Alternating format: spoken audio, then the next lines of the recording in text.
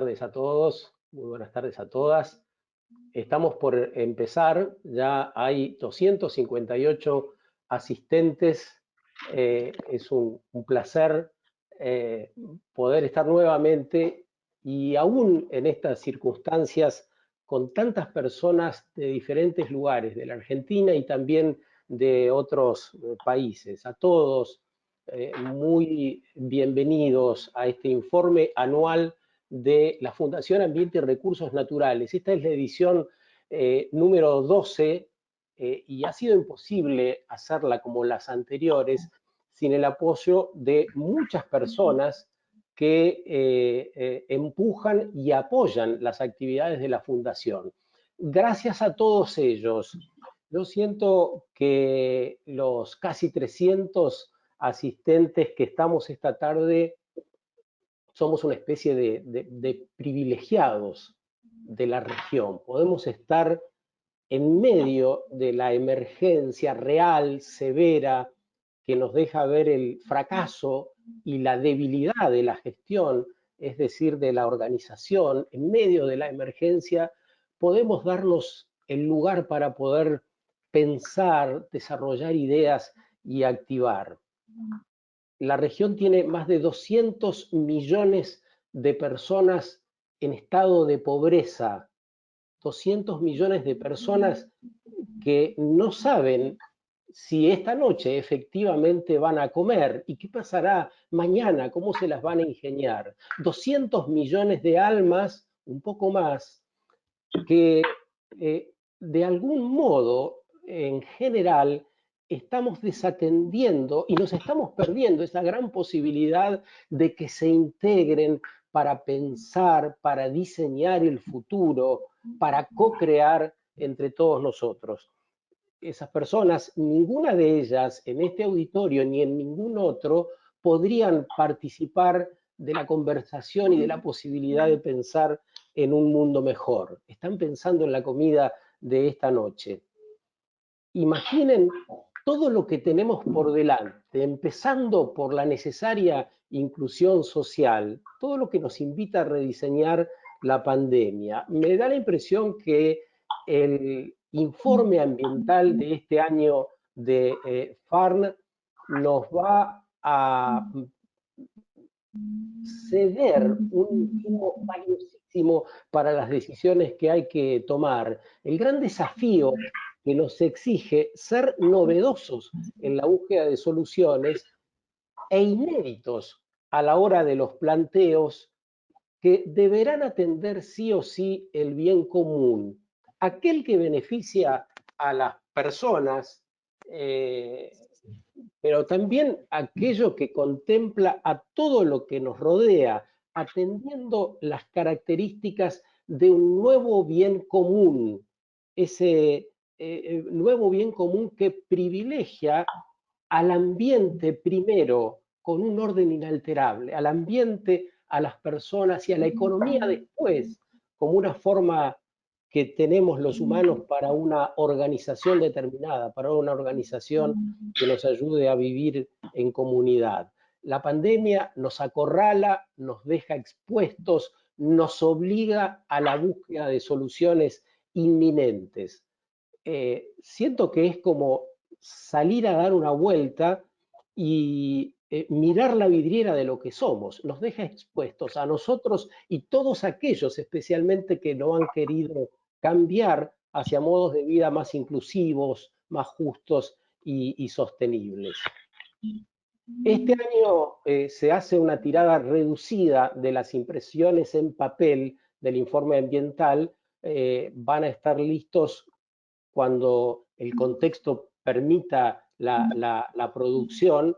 Como todos los años, quienes forman parte de la comunidad donante van a tener el suyo en la biblioteca. Si alguien de ustedes está interesado, bueno, se tiene que contactar con la Fundación Ambiente y Recursos Naturales para que los anoten y se los hagan llevar.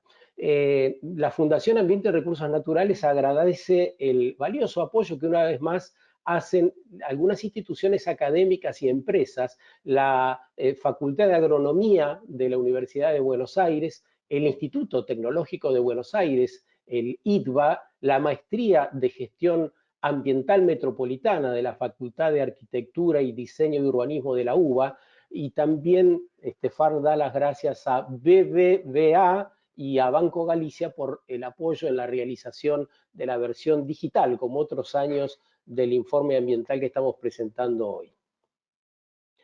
También una especial mención, ya verán, a quienes escribieron para esta nueva edición, por supuesto,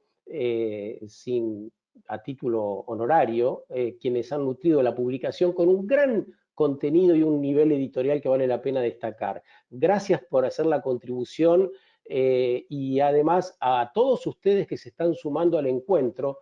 Estamos llegando ya a las 400 personas, así que gracias por estar ahí. Un agradecimiento especial, ya que estamos en esto, a Laura Barsky. Fíjense qué belleza la ilustración que tienen en la tapa y que van a encontrar en todos los Enformas. También generosamente ha cedido las imágenes de una de sus obras para la tapa y para ilustrar el libro.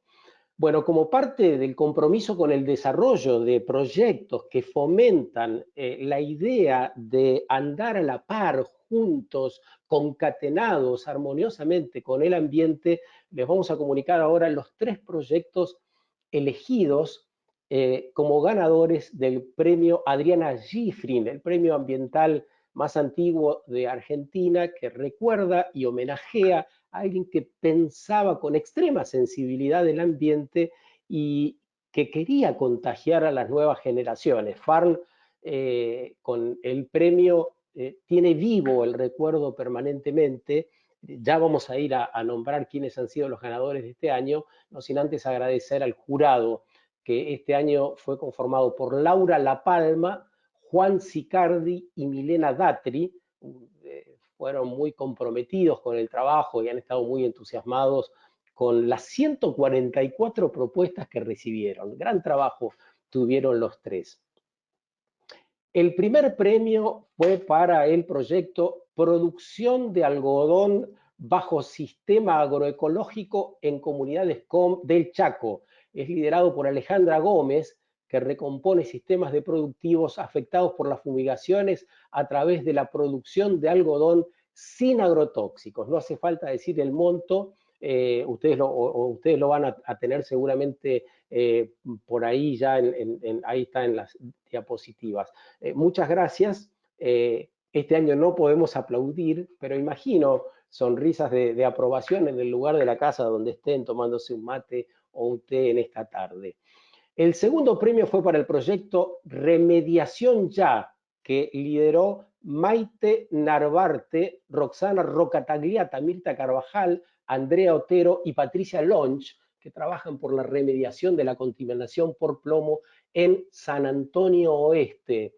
Un gran trabajo también, así que felicitaciones al segundo premio. Finalmente, el tercer premio para el proyecto Casa de las Mujeres y las Disidencias con Plásticos Recuperados, de la organización social La Poderosa, una propuesta cooperativista, ambientalista y con perspectiva feminista de base que capacita a mujeres de diversos oficios. Todas las iniciativas están en el informe ambiental de este año. Felicitaciones a las ganadoras, reciban de todos nosotros un gran cariño y un aplauso virtual. Los dejo ahora en la continuidad de este encuentro fraternal. Todos estamos en casa, nuestros ponentes de diferentes lugares de Latinoamérica, también desde Santiago de Chile, desde Bogotá, el conversatorio que vamos a iniciar en un rato, también están en sus casas en cuarentena como la mayoría de nosotros. En ese estado seguimos. La continuidad es con Andrés Napoli, director ejecutivo de la Fundación Ambiente y Recursos Naturales, quien les presenta formalmente el Informe Ambiental 2020.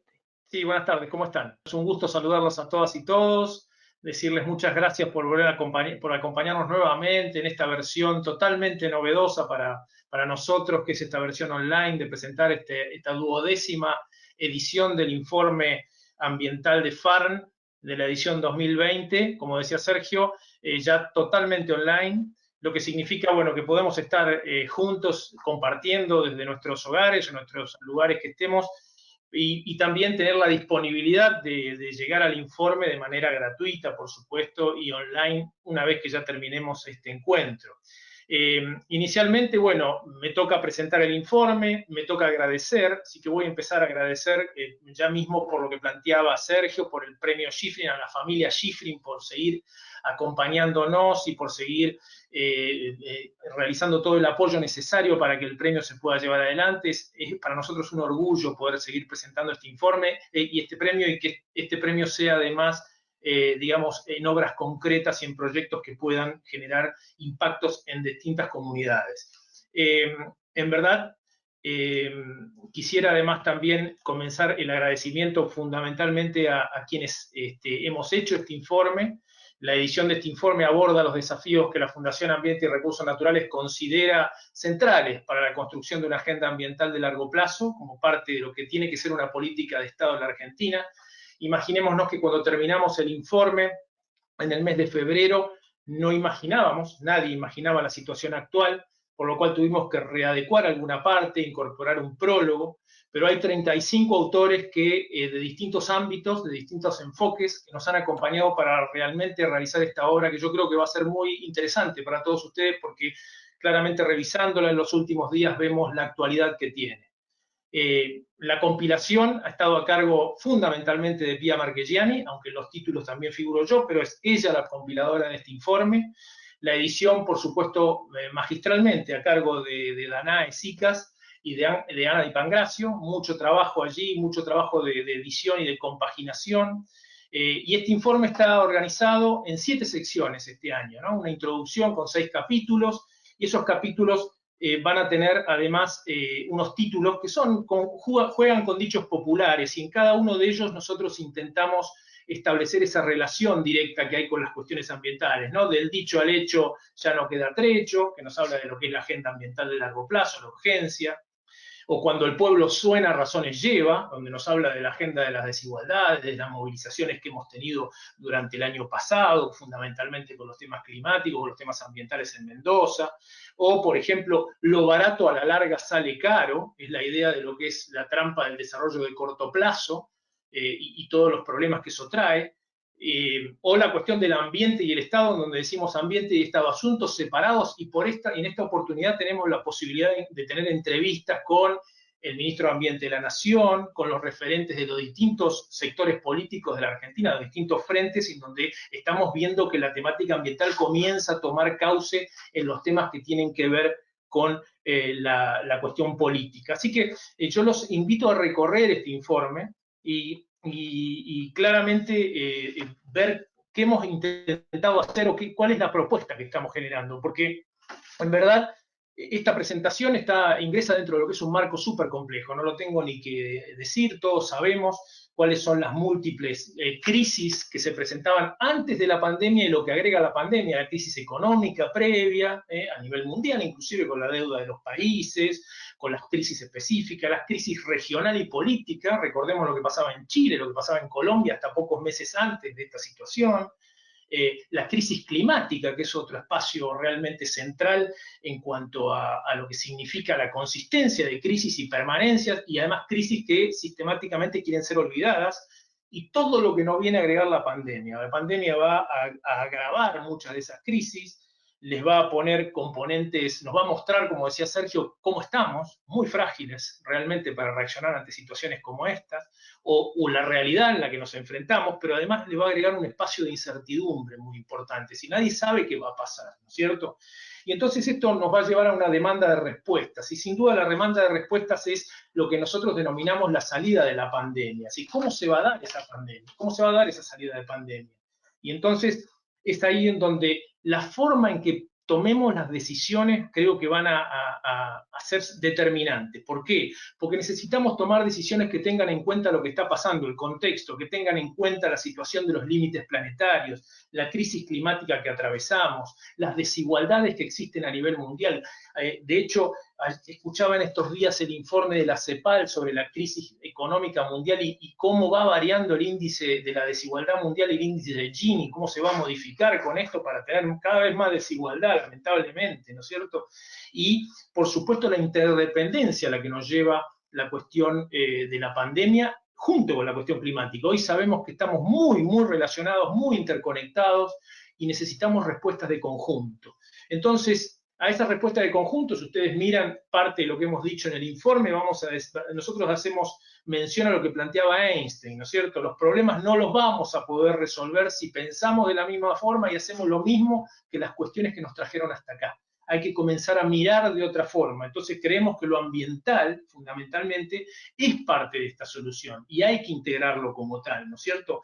Porque en verdad no es un tema de moda, sino es un tema de la dimensión de la crisis. Vamos a ver que la pandemia no hace olvidar los temas que tenemos vigentes, sino que los va a agravar. Y esa es una cuestión que necesariamente nos va a poner ante una agenda que tiene que ser transversal, que tiene que ser integradora, que tiene que tener mucha base científica. La pandemia está demostrando cómo el sector científico se puede sentar a la mesa de toma de decisiones y hacernos tomar decisiones importantes y basadas en evidencia, ¿no es cierto? De cómo mirar hacia el futuro en este sentido. Y entonces nosotros en el informe estamos proponiendo que realmente ahora sí lo ambiental tiene que convertirse en una política de Estado. Y esa política de Estado necesita un rol central de parte del Estado.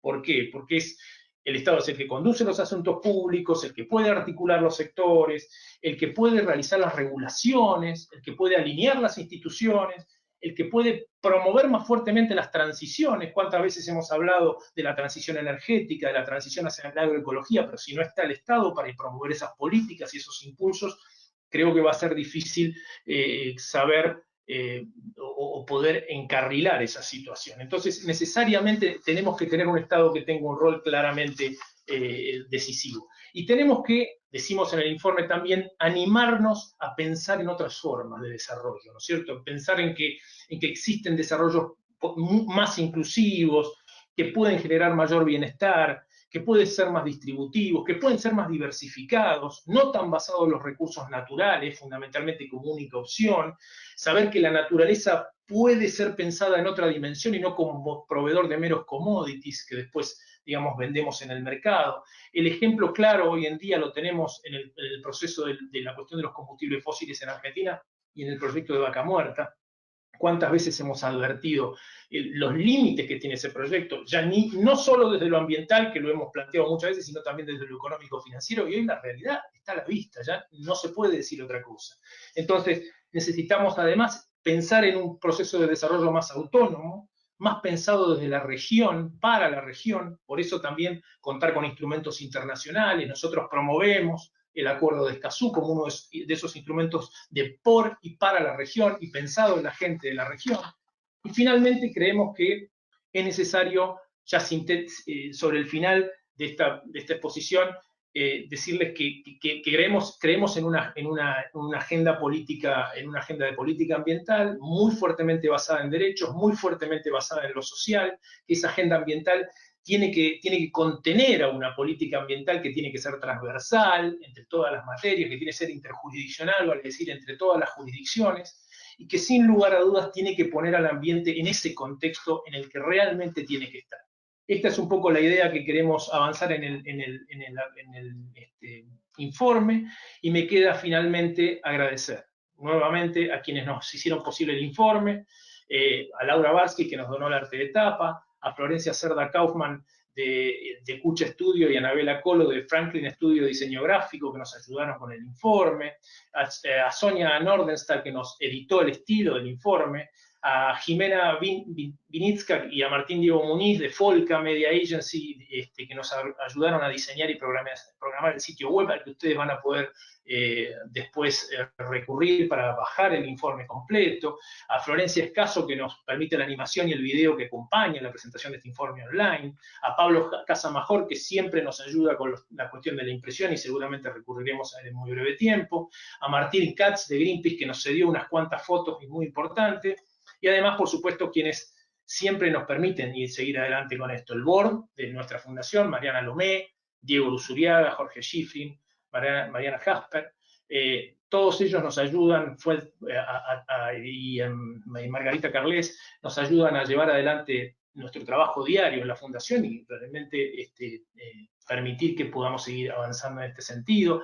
A todo nuestro querido staff de la Fundación, que obviamente no lo voy a nombrar ahora porque somos unos cuantos, no tantos, pero somos unos cuantos, a cada una de las áreas, a la clínica jurídica que sigue trabajando aún en estos tiempos, todos nosotros estamos trabajando casi normalmente en estos tiempos, a Sofía de Bedia del área de comunicación y Alejandra Gómez de Socios y Círculo FAR que hacen posible que este webinar esté en vigencia y tienen la idea y la producción general de todo este webinar. Por supuesto, a Sergio y a los panelistas que hoy en día nos acompañan, muchísimas gracias por todo. No, gracias a vos, Andrés, por la posibilidad de participar y de conversar un rato con esta audiencia que ya está llegando a las 500 personas. Un gran desafío, un momento especial para todos nosotros, porque llega la hora de compartir ideas con aquellos que están pensando la región de un modo integral. Nos vamos a proponer plantear entonces el conversatorio virtual que incluye, por supuesto, la crisis sanitaria que ha provocado el COVID, pero que se suma, como mencionaba recién Andrés, a la crisis ecológica, a la crisis climática, social y política que vive el planeta entero, ¿no? Para reflexionar sobre todo esto, presento a quienes nos van a acompañar de manera online, desde su casa, desde el lugar donde trabajan, desde diferentes lugares de la región. Ángela Andrade es presidenta de la Comisión de Manejo Ecosistémico, SEM, de UICN Colombia. Está allí, está en Bogotá. José Luis Samaniego es director de la División de Desarrollo Sostenible y Asentamientos Humanos de la CEPAL, está en Santiago de Chile ahora. Ingrid Berg, directora de la Oficina Regional de la Fundación Heinrich Böll, Conosur, también está en Santiago, y Daniel Ryan, entre nosotros, está en Buenos Aires, investigador del Departamento de Investigación y Doctorado del Instituto Tecnológico de Buenos Aires, ITBA. Todos van a sumar su análisis desde sus casas. Santiago de Chile, por ejemplo, está pronto a retomar la cuarentena, así que ya están prácticamente todos los ciudadanos en sus casas. Vamos a ir ahora a la participación de los ponentes, no sin antes decirles que todos ustedes van a poder participar a través de las preguntas que pueden hacer desde sus casas, desde el lugar donde estén o la oficina, en qué lugar están en este momento. Van a poder hacer las preguntas para luego esos 10 minutos finales que puedan contestar los panelistas. A los panelistas les vamos a proponer una primera ronda que empezaremos de inmediato con Ángela, y después en el orden ya establecido entre nosotros, una primera ronda para que contesten dos cuestiones centrales en 3 minutos por cada uno de los expositores. ¿Cómo retratarían la anormalidad en la que vivíamos? ¿Cómo era la sociedad, la situación de las especies, la economía? ¿Cómo era eso que habíamos naturalizado entre nosotros? Y en una segunda instancia, pero en esos 3 minutos también, ¿qué nos deja ver la pandemia? También sobre todo eso, sobre la biodiversidad, sobre la economía, sobre nuestros gobiernos. Ángela, si te parece, arrancamos con tu ponencia de 3 minutos para este inicio. Buenas tardes. Buenas tardes. Muchísimas gracias por la invitación para participar en este panel. Bueno, creo que la pregunta que me haces, realmente nosotros pensábamos desde el mundo ambiental que habíamos tocado fondo. El año 2019 escuchamos los informes del panel intergubernamental de cambio climático, los informes de la IPBES y otra serie de informes globales, y pensábamos que ya habíamos tocado fondo. que no había podido existir algo aún peor. Y entramos a esta pandemia que nos hace evidente, las pandemias de por sí han sido cruciales en la historia de la humanidad y hemos visto la conexión entre los temas de pérdida de biodiversidad y degradación ecosistémica, el tema de cambio climático y el tema de la salud humana y cómo estos factores se interactúan. Y realmente esta pandemia ha puesto en evidencia la altísima vulnerabilidad que tenemos todos nosotros y la vulnerabilidad de nuestros sistemas sociales, de nuestros sistemas productivos, y hemos también evidenciado que hemos realmente roto las cadenas que sostienen la vida.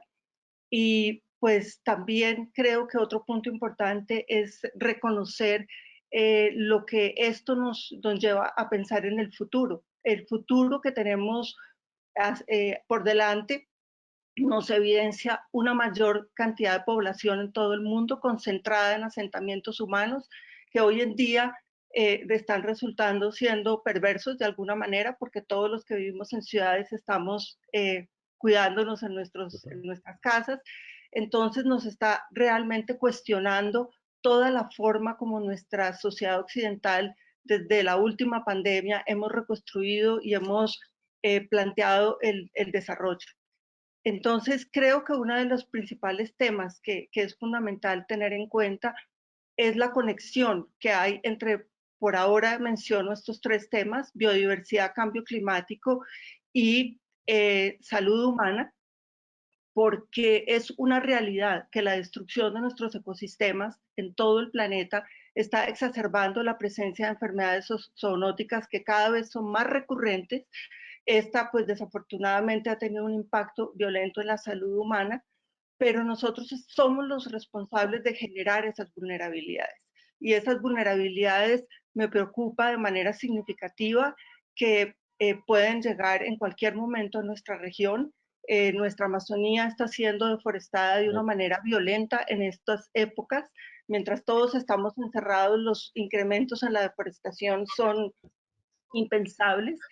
Y el cambio climático va a exacerbar ese riesgo y esa vulnerabilidad, porque muchas de las especies silvestres a las que antes no estábamos acostumbrados a tener un contacto directo, hoy en día están más cercanas al hombre, y esto fue lo que pasó en China, adicionalmente a todos los mercados y del tráfico ilegal de especies silvestres, pero estamos realmente enfrentados a unas circunstancias de que tenemos que repensar todo lo que estamos haciendo, y si no abordamos estos aspectos de una manera integral y decidida, vamos a perder la pelea. Las trayectorias que estamos siguiendo no son sostenibles. Gracias, Ángela, por este rato, por este momento inaugural de tu exposición. José Luis Samaniego de CEPAL, ahora sobre la anormalidad en la que vivíamos y qué es lo que nos deja ver la pandemia. Bueno, aquí para empezar, déjenme agradecer que me inviten a la fiesta, porque esta es una celebración y me da mucho gusto compartirlo con ustedes. Me gustan los dichos del libro de Lafargue, y si uno se pudiera acoger a uno de ellos, yo creo que lo que la crisis de la pandemia nos pone en evidencia es que lo barato sale caro, a la larga sale caro. Y el sistema económico de América Latina es un sistema que va pasándole a las generaciones futuras una deuda creciente. Lo acaba de decir Ángela con los temas de biodiversidad, pero la crisis puso en evidencia todo el endeudamiento en el que hemos incurrido en materia de servicios básicos, en materia de capacidad sanitaria, en la deuda que se tiene con una parte de la población que la vamos marginando, condenándola a la pobreza, a la que en situación de pandemia no le ofrecemos ni los servicios básicos de poderse lavar las manos, porque no tienen acceso al agua potable, porque no tienen dónde cuarentenarse, porque son pobres de ingresos, porque son pobres de patrimonio. Entonces, lo que nos dice la crisis, lo que nos pone en evidencia, es que no podemos estarnos ahorrando los verdaderos costos de la reproducción del sistema. Y eso incluye a la gente, incluye a la infraestructura, incluye a la naturaleza. Entonces, estamos lucrando con el corto plazo y dejando las deudas a las generaciones que vienen o a los sucesos improbables. ¿Qué clase de continente es este, qué clase de economías dominan. Bueno, varias, una muy volátil, y la pandemia nos ha hecho mover el índice de volatilidad de 20 puntos a 90 puntos. Imagínense lo que eso significa para la estabilidad de los sistemas monetarios, del sistema financiero, etcétera. Muy vinculada a un comercio de materias primas, muy dependiente de las exportaciones de materias primas, en donde hace unas pocas semanas vimos cómo el precio del petróleo se desplomó a valores negativos por primera vez en la historia. Todos los países exportadores de petróleo que hicieron sus presupuestos con base a un precio internacional van a tener que revisar todos sus planes. América del Sur, que es tan dependiente de las materias primas, de la soya, de los granos, se estima que va a tener una caída para este 2020 de casi 3% en sus exportaciones, básicamente porque China está teniendo una caída enorme en sus perspectivas de dinamismo para este año. Dependemos mucho del turismo. Los países que dependen de eso están muy agravados en su situación económica. Ya el PIB y el comercio venían descendiendo. No fue el producto de la crisis. Nosotros estamos viendo desde la Comisión Económica para América Latina y el Caribe una tendencia de muy largo plazo global y acompañada por la dinámica de América Latina, en donde se va desacoplando el potencial del comercio internacional para arrastrar al PIB. Y ambos vienen decayendo de una manera sostenida en el tiempo. Pobres, yo creo que es un capítulo, y desigualdad es un capítulo muy importante en la región. Lo decimos siempre y es una triste característica. Somos la región, no la más pobre, la más desigual del planeta. Vamos a hablar de eso, José Luis, en un rato. Vamos a profundizar porque la CEPAL acaba de lanzar una propuesta para todos los países de la región de Latinoamérica y el Caribe que atiende específicamente esa vulnerabilidad. Pero quiero darle paso ahora a Ingrid Berg, directora de la Oficina Regional de la Henry Buell Conosur, con sede en Santiago de Chile. 3 minutos, Ingrid, para hablarnos de la normalidad aparente en la que vivíamos y qué nos deja ver la pandemia. Yo soy un poco un pájaro raro. Yo soy una alemana a cargo de una oficina regional de una fundación política alemana en cuarentena en Santiago de Chile, opinando con ustedes. Así que lo hago de la posición ya de la gringa, ya, pero con un raigambre actualmente en Chile. Así que yo creo que no hubo normalidad, ya. De eso hay que partir, no fue normalidad, sino si yo pienso al fin del año pasado, el comienzo de este año, llegamos sumamente cansados los que somos del movimiento ambiental, de ONGs ambientales, porque vivimos la frustración de una COP completamente fracasada. Y algunos socios escribieron un análisis de la COP25 que se trasladó en último minuto a Madrid, que dijo: un proceso al borde del colapso se enfrenta a un mundo en movimiento. ¿Qué significa? Lo que vivimos en ese momento fue la frustración de que los gobiernos globales del mundo no se habían puesto de acuerdo frente a la emergencia climática. Y eso lo que dijo mi colega de Bogotá también, ya pensamos que habíamos tocado fondo. Habían nacido movimientos nuevos como Fridays for Future, Extinction Rebellion, la generación joven del mundo en rebelión, exigiendo un cambio estructural, y Madrid termina con ese tipo de fracaso. Así que y además viviendo en Chile, vimos que la crisis como movimientos ambientales, los ONGs, los movimientos, que la crisis social en Chile, pero también en otras partes de la región, es en primer lugar también una crisis ambiental, porque está muy vinculado a las desigualdades estructurales sobre las cuales vamos a hablar en otro momento, el aspecto social con el aspecto ambiental. Así que no nos sorprendió la pandemia porque el choque, dijo la comisión de expertos en Alemania que asesoró el gobierno en materias COVID, la pandemia tiene sistema. Son los choques sistémicos del antropoceno. Ya sabíamos que hubo justamente este enlace entre nuestro estilo de vida, nuestra forma de producción que no es sustentable, el avance de la frontera agropecuaria, la deforestación, la pérdida de biodiversidad, la cría industrial de animales y la propensidad de pandemias, pero como el caso de la COP, no se tomaron las decisiones necesarias. Y yo creo que eso hay que hacer ahora, si no empezamos a reflexionar sobre el medio ambiente, el cambio climático. Ahora mismo corremos el riesgo, el peligro de tener un SARS-CoV-3 muy pronto. Muchas gracias, Ingrid, por esta aproximación, tu primera intervención en el conversatorio que auspicia la Fundación Ambiente y Recursos Naturales en la presentación de su 12º informe.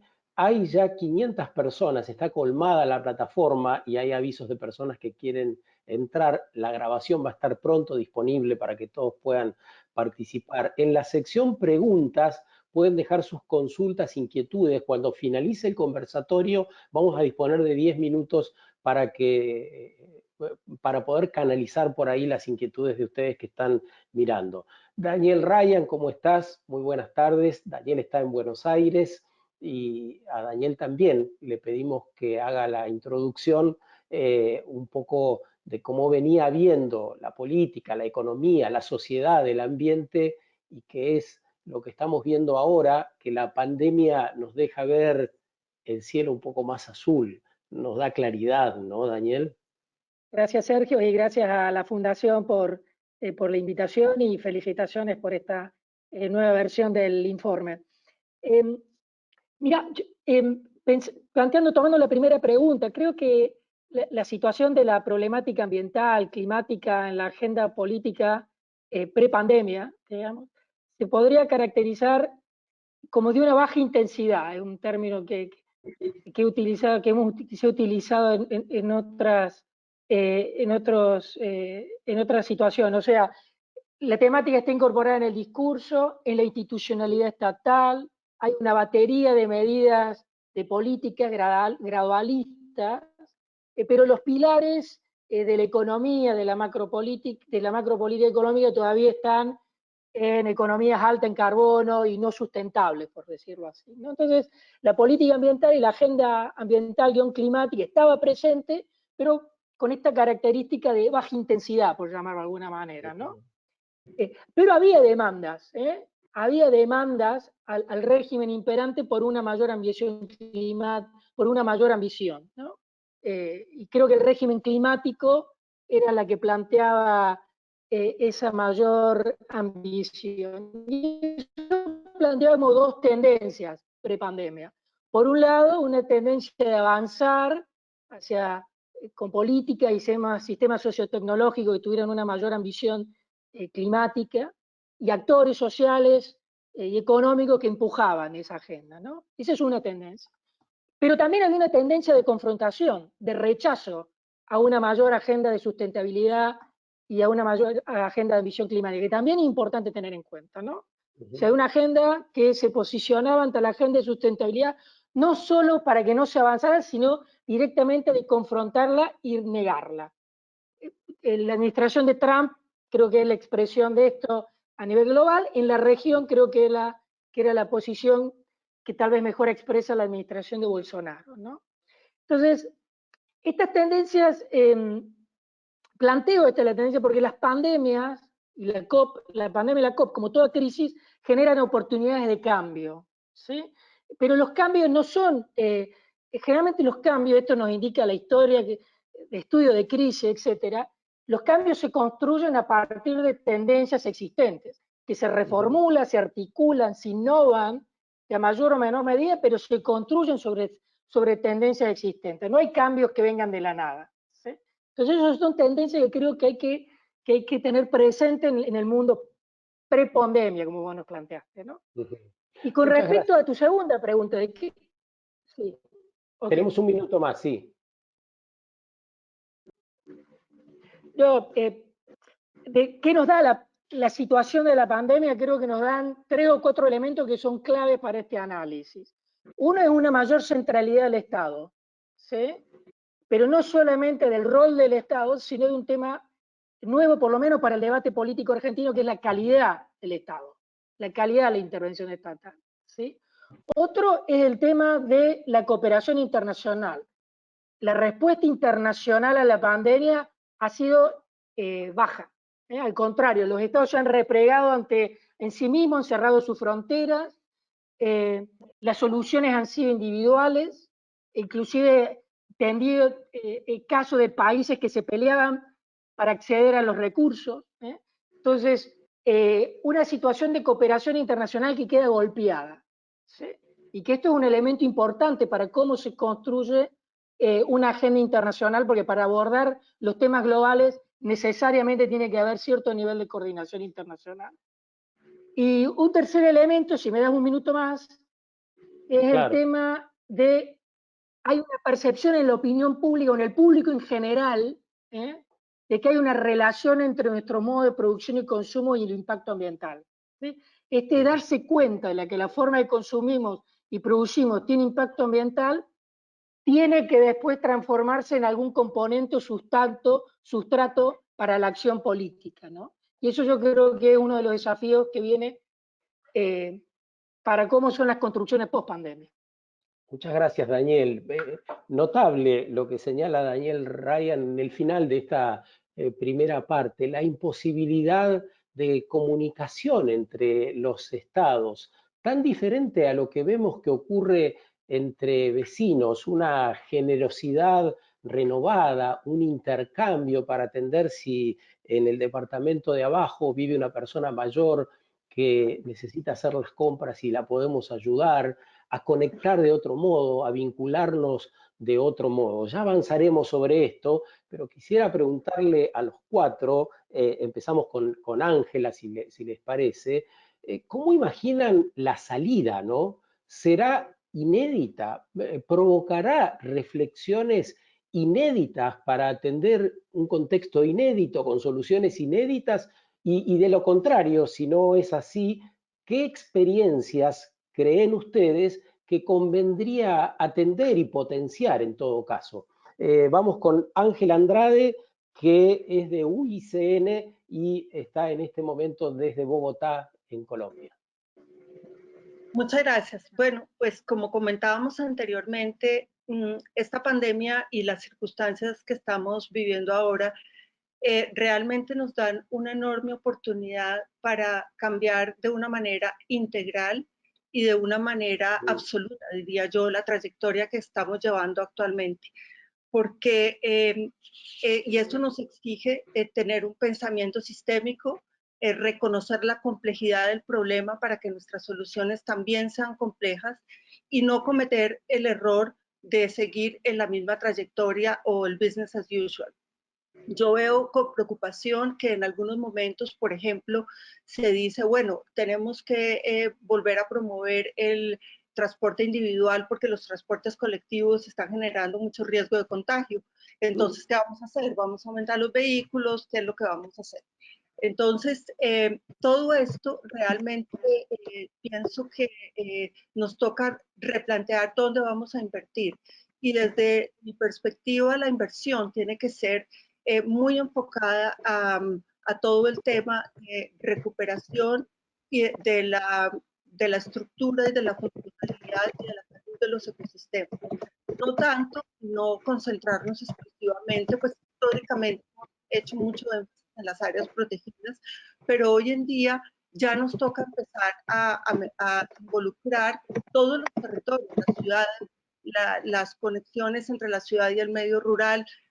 Tenemos que invertir en la naturaleza, invertir en lo que se ha llamado el capital natural, invertir en soluciones basadas en la naturaleza, que ese es uno de los temas centrales en los cuales hemos trabajado en los últimos meses y recientemente la UICN ya lanzó un estándar sobre lo que son las soluciones basadas en la naturaleza, que buscan abordar todos los objetivos de desarrollo sostenible de una manera sinérgica, de una manera integral, con el fin de evitar transferencias negativas de un sector a otro, con el fin de minimizar el riesgo.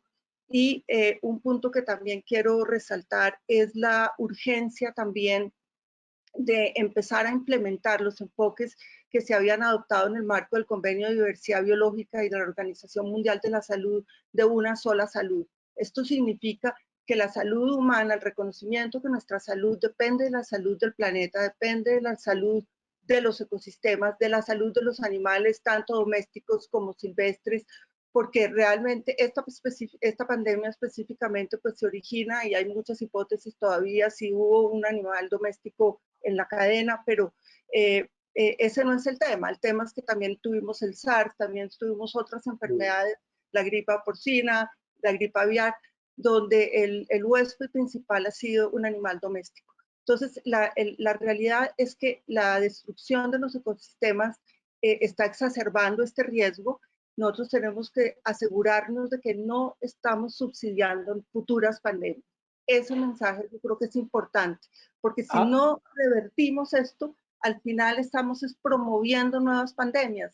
¿En cuánto tiempo? No sabemos, pero estamos generando espacios adecuados para que nuevas pandemias surjan y generen mucho daño pues a todos nosotros. Estamos en este momento como 4.000 millones de personas encerradas, expectantes de qué va a pasar. Ángela, vamos a profundizar sobre esto para caracterizar con toda la potencia posible lo que significa la destrucción del entorno, ¿no? Y tenés datos para ayudarnos con eso. José Luis Samaniego, lo incorporamos ahora. José Luis, ¿te imaginás soluciones inéditas? ¿Por dónde habría que pensar? Y si fuese parte de lo que ocurre en algún lugar del mundo o que se aplicó en otro momento, ¿cómo sería? ¿A qué de esa sabiduría deberíamos apelar? Mira, no es automático que las soluciones inéditas se produzcan, porque en nuestra naturaleza y en la cultura colectiva y en los incentivos hay una ruta que ya está marcada. Y eso fue muy evidente con la crisis del 2008. Las soluciones, las reactivaciones nos pusieron en una trayectoria que poco tiempo después nos ha creado nuevos tropiezos. No olvidemos, uno, que seguimos violentando los umbrales de la naturaleza. Está la pandemia, viene la ola de la recesión económica y más atrás está la ola del cambio climático y de los umbrales planetarios. Entonces, soluciones inéditas. Sí, la pandemia hoy nos permite pensar lo que era imposible antes. Nosotros nos acabamos de pronunciar como CEPAL por un ingreso ciudadano, que empiece con unos pocos y acabe siendo universal. Y detrás de esa universalidad de un ingreso debería de haber una universalización de los servicios de salud, de educación, de infraestructura. Pensar eso antes de la crisis era decir, hay que remar contra fuerzas muy en contra. Hoy es casi una obviedad que necesitamos fortalecer eso. Tener un ingreso ciudadano nos facilita otras soluciones inéditas. Una las mencionó Daniel, otra las mencionó Ángela. Invertir en biodiversidad. Tiene réditos. Tenemos que evitar el lock-in de la movilidad privada en las ciudades. Tenemos que invertir de una manera inteligente en el transporte público. Entonces, para no extenderme demasiado, tenemos que aceptar que es posible e inédito un nuevo pacto de bienestar. Tenemos que aceptar y ver que es posible y tiene ganancias, pero está en nuestra cancha demostrar cuáles son esas ganancias. Invertir en otras cosas, biodiversidad, transporte público, renovables, economía circular, vivienda, tecnologías de la información, y no nada más en petróleo y minería o ganadería. Y tenemos que tener un nuevo pacto global de cooperación internacional donde, para empezar, abandonemos el PIB, y eso sería inédito, para dejar de mezclarlo con bienestar. PIB mide actividad, no mide bienestar. Entonces tenemos que tener una métrica común de cuándo estamos desarrollándonos realmente y de cuándo nos está yendo mejor, no nada más de cuánto más activos somos. Esos Muchas tres gracias. puntos fundamentales. Muchas gracias, José Luis.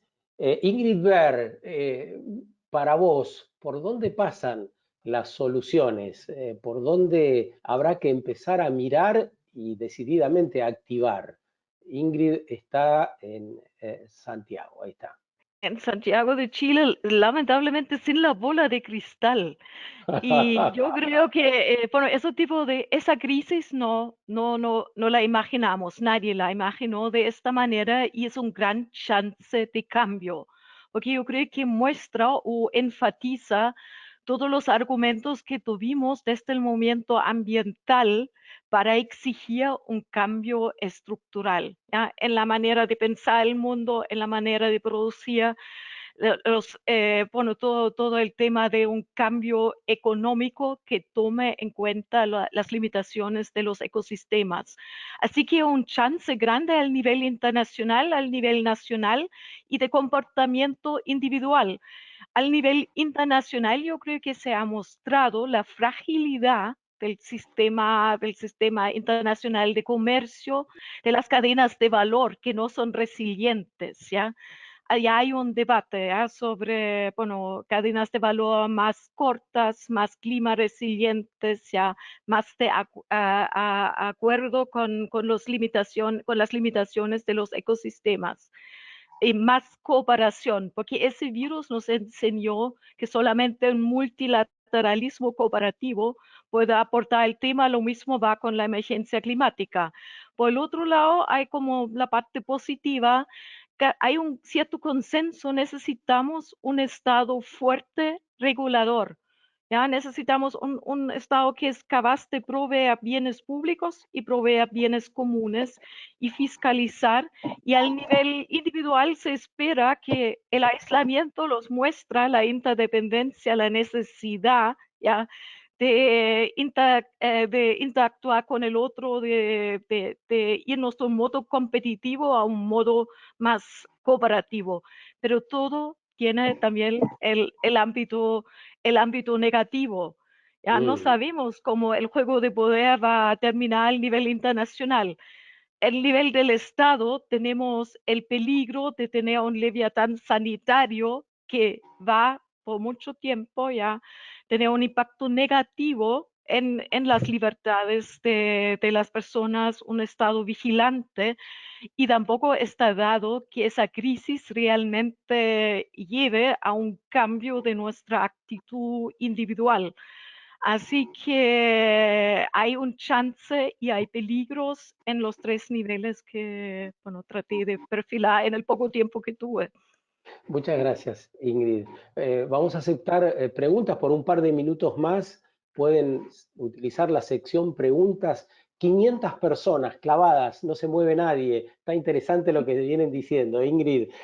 Bueno, Daniel Ryan, ¿por dónde pensamos las soluciones? ¿Qué se te ocurre? ¿Cómo podríamos ayudarnos? Daniel está en Buenos Aires. Comparto plenamente el último comentario con muchas de las cosas que se han dicho ya en el panel. Traigo para abrir esta intervención mía, un último comentario que hizo Ingrid, que la pandemia, como toda crisis, abren espacios, oportunidades de cambio, pero ese cambio o esa trayectoria no necesariamente va a ser positiva en términos de sustentabilidad o de democracia, ¿no? La trayectoria del cambio puede ir en otras direcciones. Y eso va a depender en última instancia, creo yo, de la capacidad de articulación y construcción de coaliciones y de las ideas y agendas que vayan concitando mayor adhesión. La agenda propositiva de una transición a la sustentabilidad creo que es clave que vincule los temas de calidad ambiental con los temas de la agenda social que se han planteado aquí. José Luis subrayó hábitat, le sumaría el tema de empleo digno, ¿no?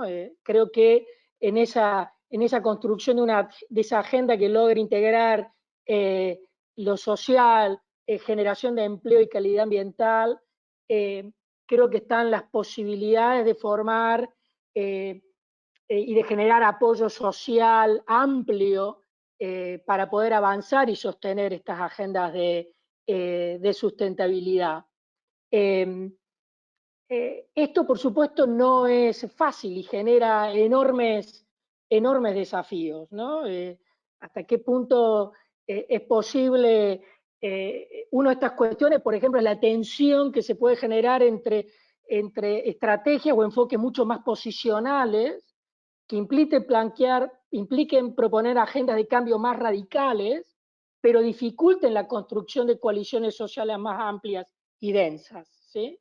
Y estrategias o enfoques más consensuales que pueden implicar agendas de cambio más reformistas, tal vez no radicales, pero nos permitan avanzar con coaliciones sociales más amplias. Creo que estas son tensiones que se plantean y que creo que hay que analizarlo en función también de las posibilidades, como bien mencionaba Ingrid, de que las trayectorias de cambio vayan hacia lugares donde necesariamente no queremos que vayan, ¿no? De mucha menor sustentabilidad y de mucha menor democracia. Agregaría un elemento más sobre el tema del conocimiento y la ciencia, que creo que lo que nos ha planteado esta pandemia o esta situación de pandemia es una revalorización del rol de la evidencia en la discusión pública, ¿no? Tanto de la evidencia científica, en la discusión, por ejemplo, de las medidas sanitaristas, pero también del conocimiento práctico, ¿no? Por ejemplo, en el contexto argentino, el conocimiento de la gente que vive o que trabaja en los asentamientos, villas o barrios populares, para saber cómo adaptar y aplicar las políticas, ¿no? Yo lo que veo es que hay una revalorización del rol de la evidencia en la discusión de la política pública y que creo que eso es un elemento muy importante que hay que tratar de mantener y sostener en la situación post-pandemia. Clave, Daniel, la evidencia científica, su revalorización y también en el sentido práctico de las cosas. Por eso quiero preguntarle a Ángela Andrade, ¿cómo podría caracterizar la degradación de la biodiversidad con datos o ejemplos que esta noche mismo pudiésemos transmitir a nuestros parientes y amigos, ¿no? ¿Cuál es la potencia que tiene el tema?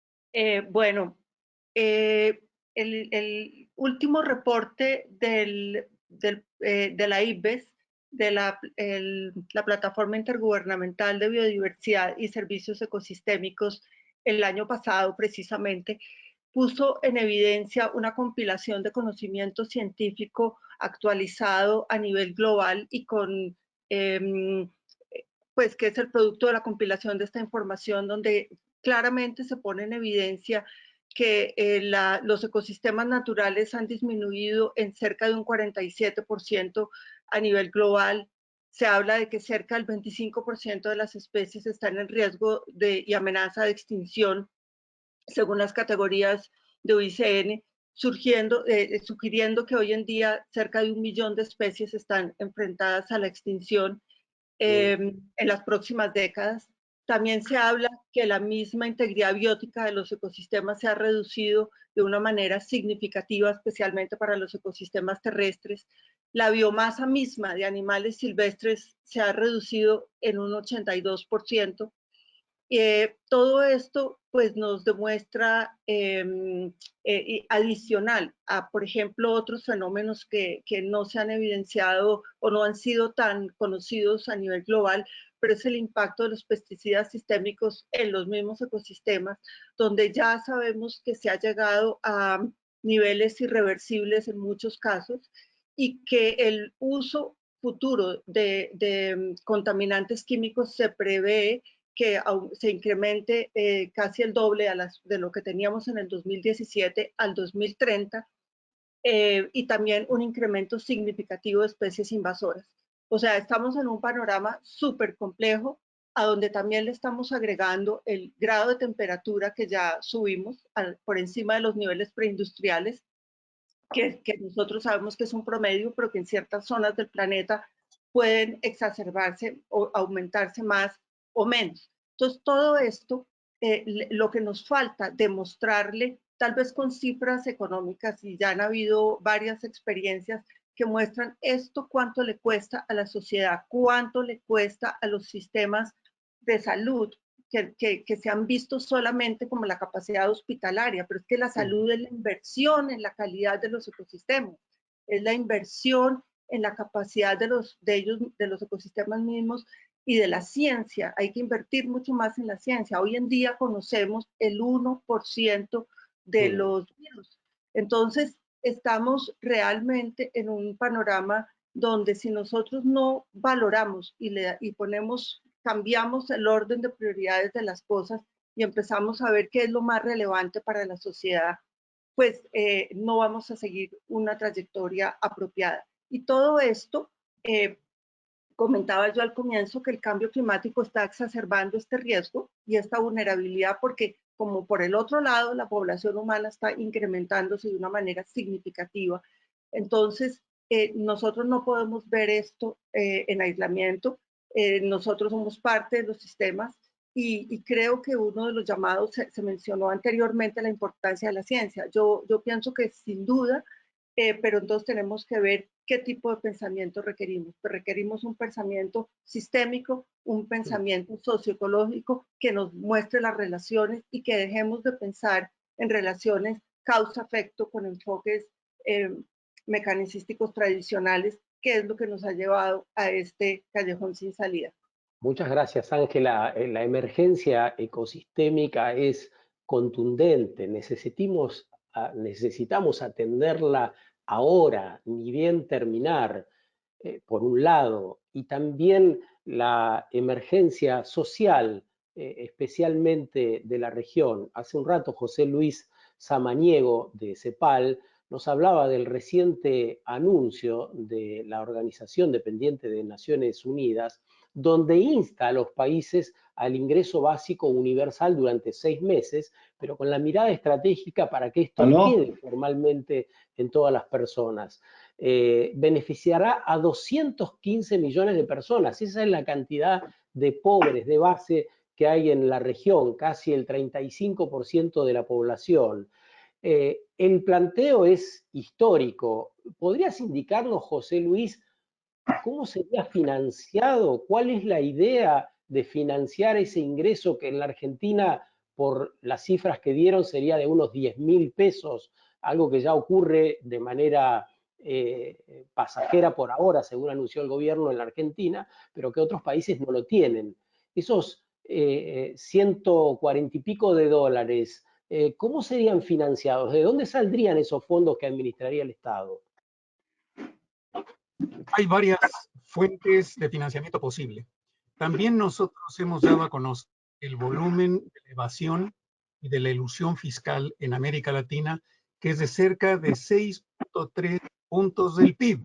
Tenemos un monto de evasión y de elusión fiscal que es un aporte muy importante para poder financiar la parte de un ingreso ciudadano, como se está proponiendo por parte de la CEPAL. Es un esfuerzo realizable, para lo cual se tienen que alinear voluntades. No se va a dar en automático el parar la elusión y la evasión fiscal. Para eso tiene que haber un esfuerzo concertado, regional, en donde las direcciones fiscales obliguen a las empresas a tributar donde están realizando sus ganancias, lo cual implica tomar iniciativas respecto de muchas transnacionales que hoy están haciendo plata con la pandemia, como las digitales, por ejemplo.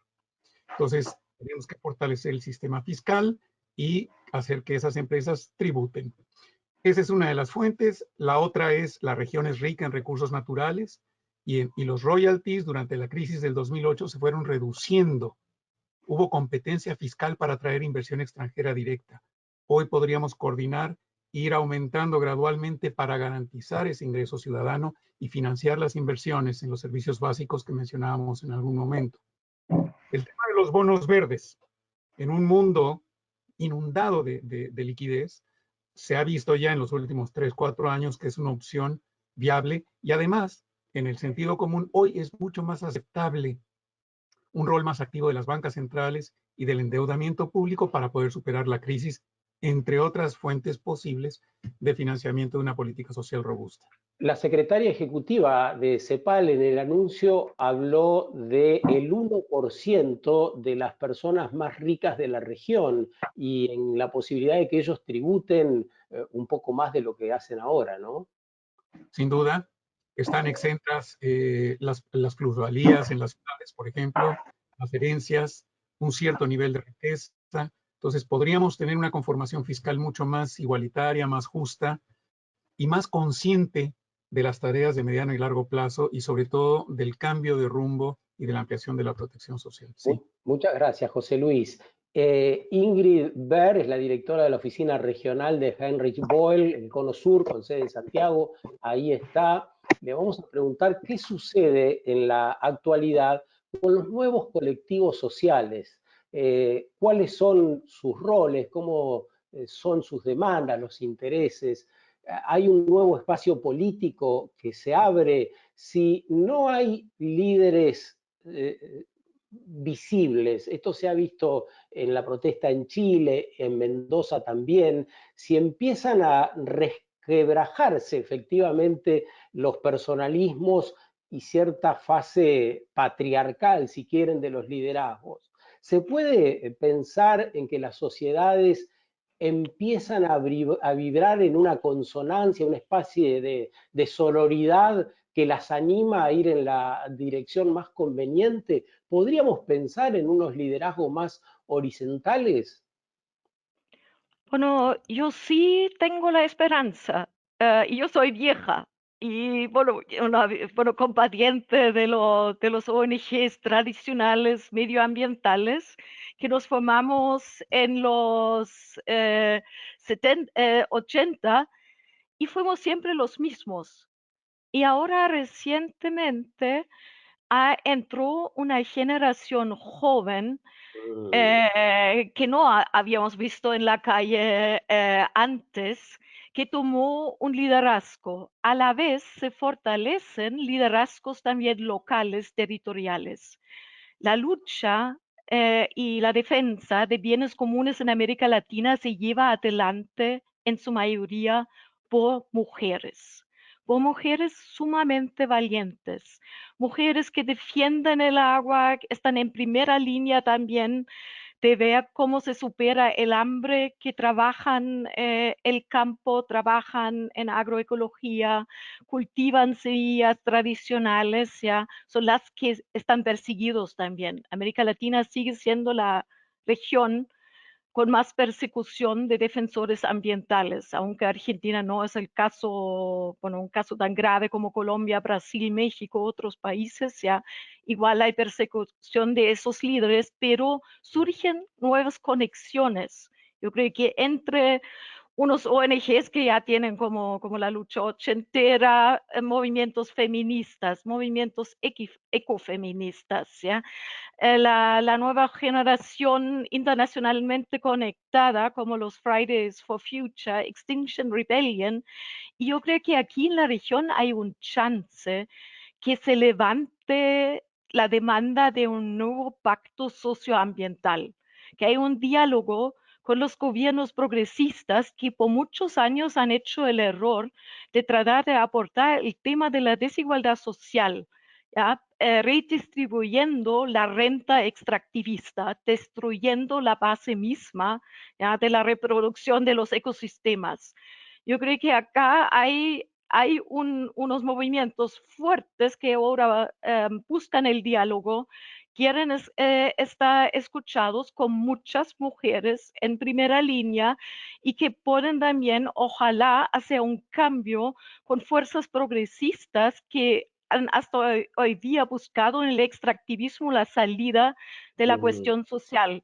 Y como dijo el movimiento en Chile, el conflicto, el problema social es ambiental y la salida de la región solamente puede ser cuestionando un modelo extractivista que bueno, piensa que bienes naturales son mercancías, son commodities.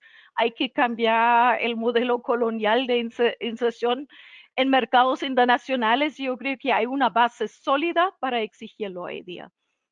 Gracias, Ingrid. Daniel, Pía y Andrés señalaban en el texto editorial que está a disposición en el informe la falta de liderazgo, cierta flojera en las representaciones.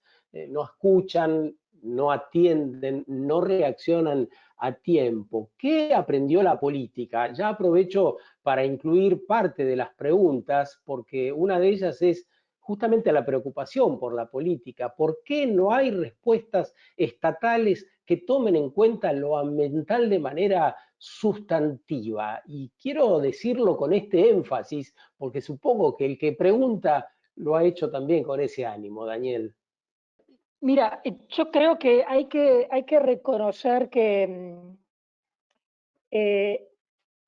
la demanda ambiental social, la demanda social por temas ambientales, si bien tiene un nivel, podremos tomarlo como dos elementos para tener en cuenta. Uno es el nivel de intensidad de la conflictividad socioambiental, que salta para la región. Nuestra región es posiblemente la región que demuestra el mayor nivel de conflictividad socioambiental. La CEPAL ha preparado informes al respecto. Ahora, por el otro lado, cuando se hacen los estudios de opinión, y estos son pre-pandemia, ¿okay? Los estudios de opinión pública demuestran que la opinión pública tiene altos niveles de preocupación por los temas ambientales, incluye ahí en lo ambiental, lo climático, etcétera. Pero cuando las preguntas son en comparación con otros temas o la importancia relativa de otros temas, los temas ambientales no figuran alto en la preocupación social. ¿Sí? Entonces, esto es un dato. Hay, por ejemplo, estudios Latino Barómetro ahí que son muy concretos, en que preguntan cuáles son los 10 temas más importantes de su país o los temas más importantes de su país. Lo hacen en más de 20 países de la región, y los temas socioambientales rara vez superan el 2 o 3% de respuesta.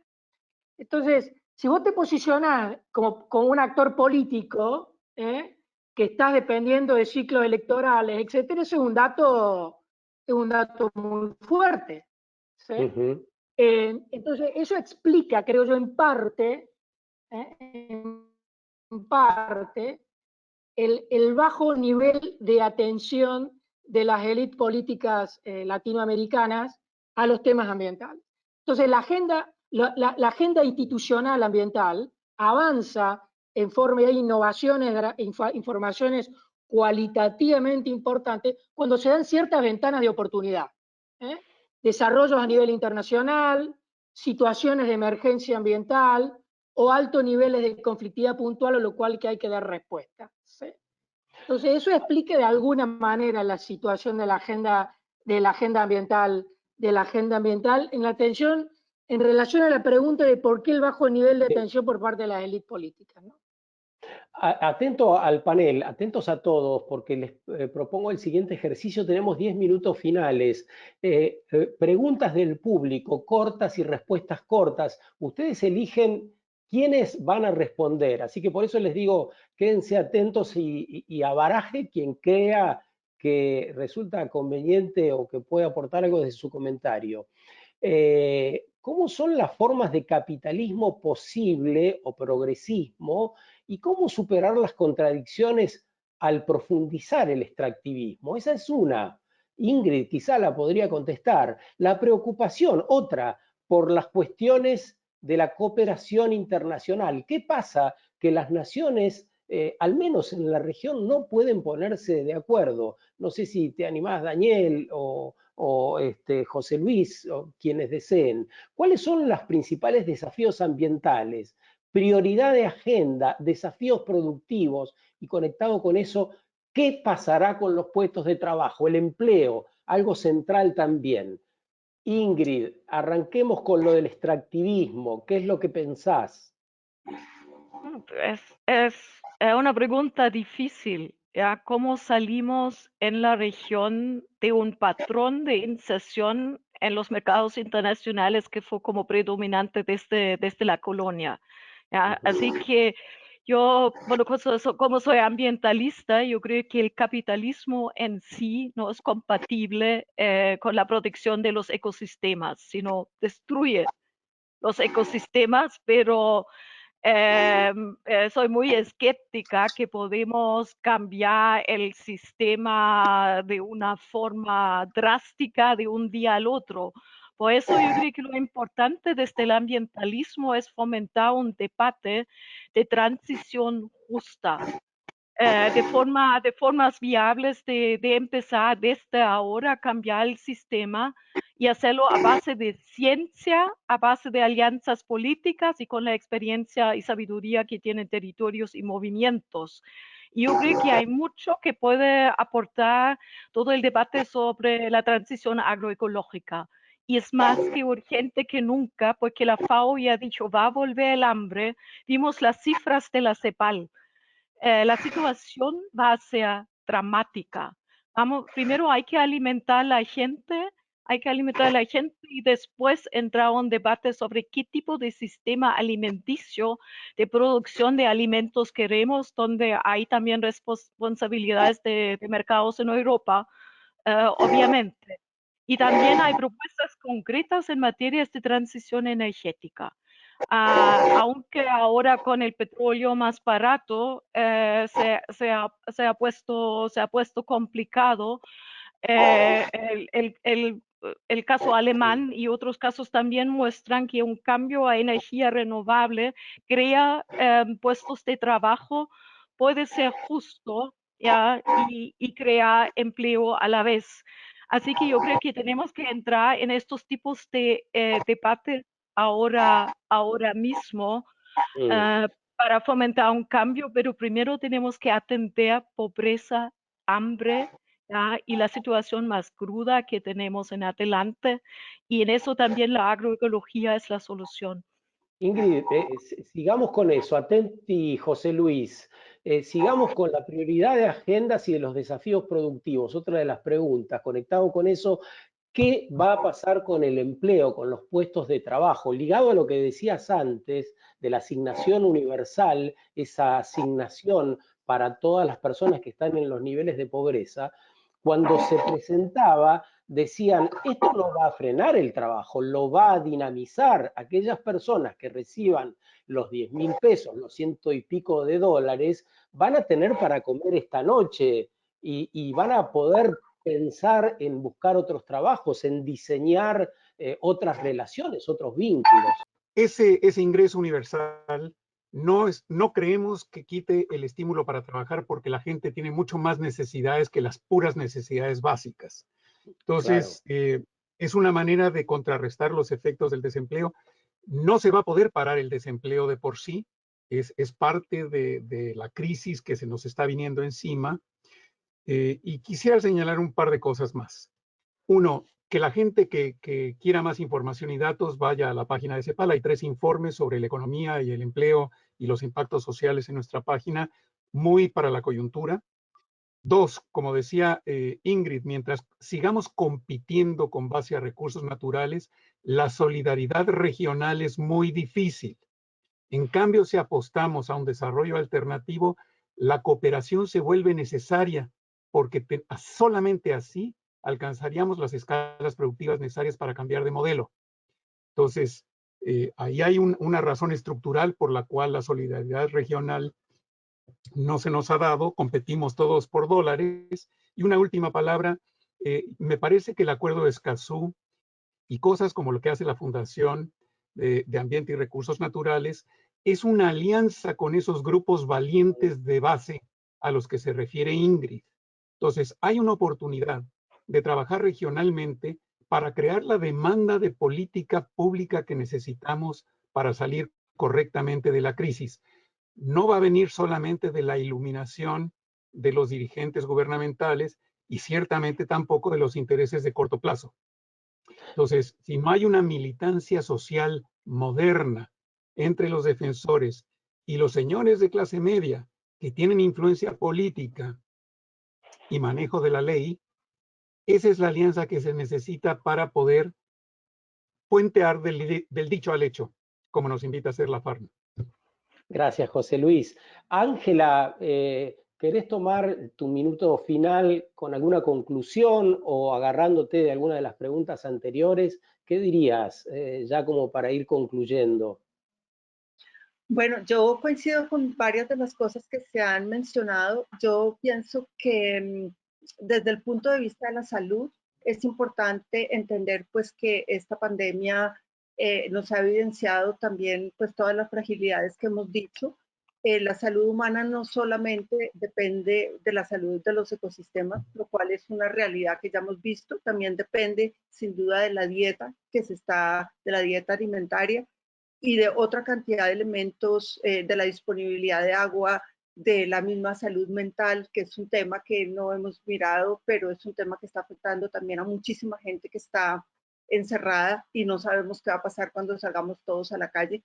Entonces yo pienso que, y yo obviamente creo 100% en la ciencia, es mi mundo, pero cuando salgamos, y lo hablo como el momento, digamos, dentro de todo esto, tenemos que, pues la ciencia sola no va a poder dar una respuesta.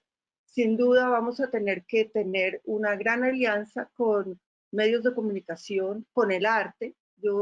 El arte, el Decamerón reflejó la peste en su momento. Tenemos una cantidad de opciones de promover la literatura, el arte y la música en general, para realmente no solo ilustrar dónde estamos, sino mostrar el camino. Y también otro tema que quisiera mencionar que va en línea con todo esto es la urgencia ya de fortalecer lo local, porque hemos visto cómo todas las cadenas productivas son tan frágiles en el suministro de insumos. Entonces, en regiones, por ejemplo, cerca a Bogotá, hemos empezado a ver cómo se han empezado a fortalecer mercados campesinos que están ofreciendo permanentemente sus productos que nunca habían podido comercializar por todas las otras cadenas de mercado que existen. Y esa es una gran oportunidad para fortalecer lo local, que yo creo que es la otra cara de la moneda que se contrapone al tema de la globalización, que yo creo que, pues, decía alguien recientemente, que este ya es también como el punto de inflexión de la globalización. Vamos a ver, porque realmente, y entonces yo pienso que es también la era de reforzar lo local. Muchas gracias, Ángela. Daniel, en tu minuto final por ahí podemos aprovechar a contestar una última pregunta. ¿Cómo salir de la preponderancia del Producto Bruto Interno o del PIB? Cambios en los subsidios, actividades extractivas. En la Argentina estamos viviendo con el petróleo. ¿Qué países de la región podrán liderar procesos alternativos? Enganchante desde donde te parezca en este minuto. Creo que en los ojos del público general la pandemia ha puesto de manifiesto la relación que hay entre nuestra forma de producción y consumo y sus impactos ambientales, ¿sí? Este darse cuenta social masivo, hay que evitar de que demos marcha atrás por la necesidad de reactivar la economía, ¿sí?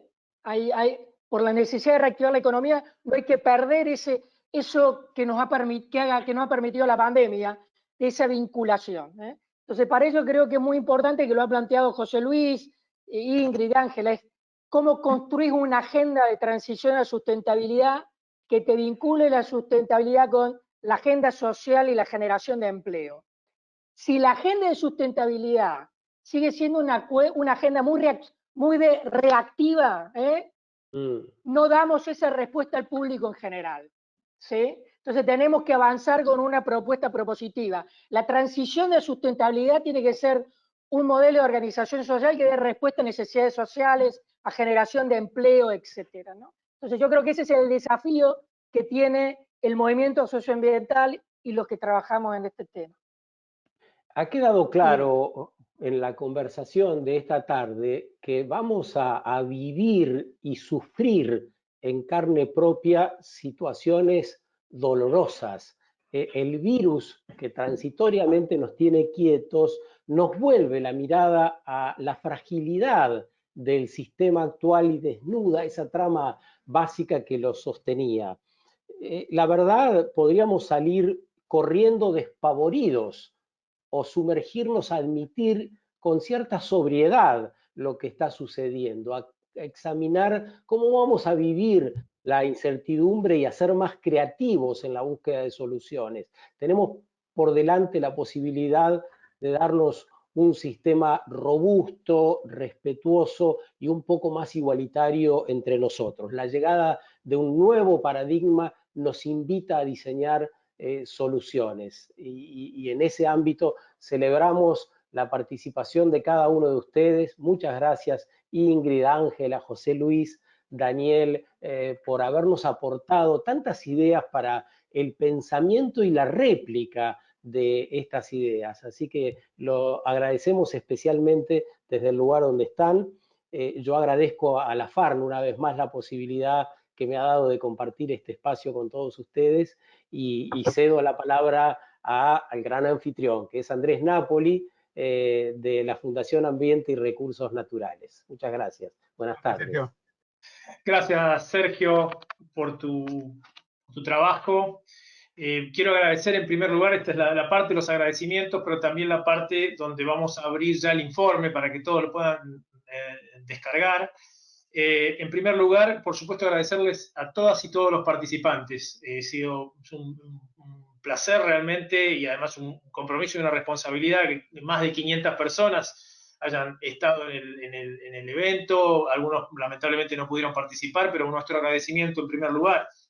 Nuestro agradecimiento también a Ángela, a José Luis, a Ingrid y a Daniel por su tiempo y por las reflexiones y por todo lo que nos han dejado hoy, que por supuesto en mi caso, yo estimo que los demás también, vamos a repetir esto para mirarlo de nuevo, para ir sacando conclusiones y elementos que nos sirvan y nos alumbren el camino que está por venir. A Sergio, por supuesto, por acompañarnos una vez más en la presentación de este informe. Sergio, ya lo tuyo más que es casi un compromiso de militancia, ¿no es cierto? La maestría que tenés para llevar adelante todo el evento, pero además tu compromiso con los temas ambientales, y por eso los animamos a seguirlo a Sergio en redes, en @vascoverde en Twitter, y en su programa de radio todos los sábados, que se transmite de 8 a 10 de la mañana, el Sábado Verde, en la 11:10 de la ciudad de Buenos Aires. Todos estos temas están siempre ahí y en sus redes también.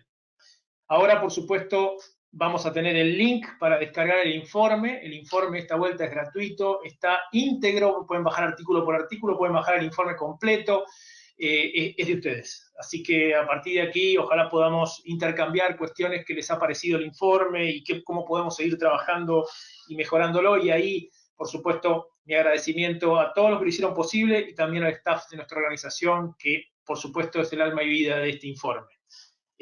Hacer llegar nuestro agradecimiento también a los trabajadores y trabajadoras esenciales, que son los que se ocupan de todos nosotros en estos momentos, y los invitamos a ustedes a brindar su apoyo o sus donaciones a organizaciones que trabajen con este tipo de trabajadores esenciales o eventualmente comedores. Así que ha sido, bueno, muchas gracias por habernos acompañado, cuídense en el lugar donde estén y ya pronto nos estaremos viendo en algún evento. Muchísimas gracias, que tengan muy buenas tardes y que sigan muy bien.